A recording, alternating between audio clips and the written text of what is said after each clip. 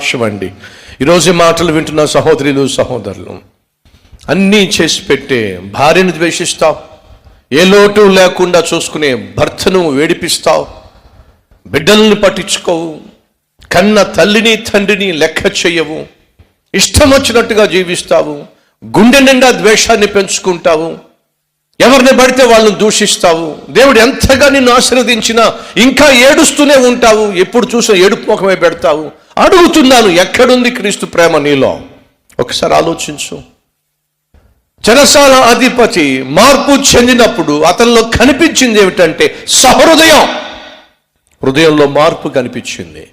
రక్షించబడ్డానని చెప్తున్నావు, మారు మనసు పొందానని చెప్తున్నావు, వినో, నీ జీవితంలో నువ్వు మార్పు చెందినట్టుగా నీ క్రియలు నిరూపించకపోతే, బైబిల్ సెలవిస్తుంది, పరిసయ్యుల కంటే శాస్త్రుల కంటే మీ నీతి అధికము కాని ఎడల మీరు పరలోకంలో ప్రవేశించే అవకాశము లేదు.